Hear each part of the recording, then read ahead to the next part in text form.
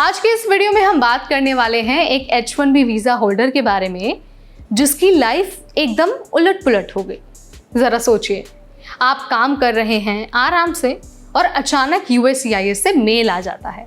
Mail में कहा जाता है कि आपका स्टेटस रद्द कर दिया गया है। कोई वार्निंग नहीं, कोई बात नहीं, डायरेक्ट झटका। तो आज की इस वीडियो में ना हम आपको ये बताएंगे कि जो पूरा मामला है वो क्या है, कंपनी की क्या जिम्मेदारी होती है और अगर आपके साथ ऐसा हो तो आप क्या कर सकते हैं। Hi everybody, you're watching NBT TechEd and I'm your host Neha Upadhyay. तो भाई रेडिट पर एक व्यक्ति ने अपनी कहानी शेयर की है। ये जिस व्यक्ति की हम बात करें H1B वीज़ा लेकर अमेरिका में काम कर रहा था।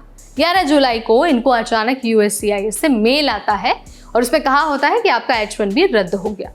अब आप सोचिए, ऐसी मेल आए तो किसी का भी दिमाग घूम जाएगा। इस व्यक्ति ने तुरंत HR से बात करने की कोशिश की, लेकिन वो शुक्रवार की शाम थी। HR ने कहा कि सोमवार को ऑफिस आना, तब बात करेंगे। यानी इस व्यक्ति का स्टेटस रद्द हो गया, लेकिन कंपनी खुद क्लियर नहीं कर रही थी कि क्यों रद्द किया गया। बाद में कंपनी के इमिग्रेशन वकील ने कहा कि रुको, सोमवार को सारी बातें क्लियर करते हैं। मतलब पूरा मामला कंफ्यूजन और मिसमैनेजमेंट का हो गया और यहाँ पर पिस कौन रहा था? H1B visa holder. अब सवाल ये है कि भाई कंपनी को ऐसे में क्या करना चाहिए था। तो देखिए, H1B टर्मिनेशन के टाइम पर 3 चीज़ें बहुत इंपॉर्टेंट हैं। पहला तो लिखित नोटिस, यानी कि सबसे पहले कंपनी को लिखित में एम्प्लॉय को बताना चाहिए कि आप टर्मिनेट हो गए हैं। इसके अलावा USCIS को इन्फॉर्म करना दूसरी बात है। कंपनी को इमीडिएटली USCIS को बताना होता है कि ये जो एम्प्लॉय है अब यहाँ पर काम नहीं कर रहा है। इसके अलावा रिटर्न टिकट जो है वो ऑफर करना। अगर एम्प्लॉय वापस अपने देश जाना चाहता है तो कंपनी को उसका रीजनेबल ट्रैवल खर्च उठाना पड़ता है। लेकिन अब यहाँ पर क्या हुआ? यहाँ पर कंपनी ने USCIS को तो बता दिया, लेकिन एम्प्लॉय को क्लियर नहीं किया। यानी कि USCIS से मेल पहले आ गया और खुद HR ने बाद में बोला कि सोमवार को देखते हैं। ये एक तरह से मिसकम्युनिकेशन है और टेक्निकली सही प्रोसेस नहीं माना जाता है। तो भाई असली गड़बड़ आखिर हुई कहाँ है? तो देखिए, एम्प्लॉय को टाइम पर लिखित टर्मिनेशन सबसे पहले तो नहीं दिया गया। HR खुद कंफ्यूज थी कि भाई एम्प्लॉय को काम पर बुलाना है या फिर नहीं। इससे क्या है, जो रिस्क है वो ये बन गया कि अगर एम्प्लॉय मेल देखने के बाद भी काम करता तो वो अनऑथराइज्ड एम्प्लॉयमेंट माना जा सकता था।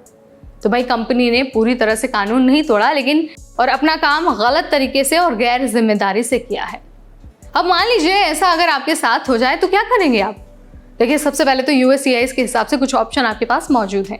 सबसे पहले तो 60 दिन का ग्रेस पीरियड मिलता है, उसमें आप नई कंपनी ढूंढ सकते हैं, स्टेटस बदलने का एप्लीकेशन डाल सकते हैं। ग्रीन कार्ड का अगर प्रोसेस चल रहा है तो I-485 के ज़रिए US में लीगली रह सकते हैं, या फिर आप कंपेलिंग सर्कमस्टांसेस का जो वर्क परमिट है वो ले सकते हैं। तो भाई इस रेडिट वाले केस में व्यक्ति की शादी US सिटीजन से हो चुकी थी और उसने I-130 और I-485 फाइल कर रखा था, इसीलिए उसका स्टेटस सेफ है, चाहे H1B रद्द क्यों ना हो गया हो। तो भाई इस कहानी से हमें लेसन यही मिलता है कि H1B वालों के लिए कंपनी का प्रोसेस बहुत मायने रखता है। कंपनी अगर सही से इन्फॉर्म नहीं करता है तो उसकी लाइफ और स्टेटस दोनों खतरे में पड़ सकता है। इसीलिए हमेशा अपने HR और इमिग्रेशन वकील से लिखित कंफर्मेशन लेकर रखिए। इस वीडियो में फिलहाल इतना ही। तब तक मुझे यानी नेहा को दीजिए इजाजत। Keep watching NBT TechEd।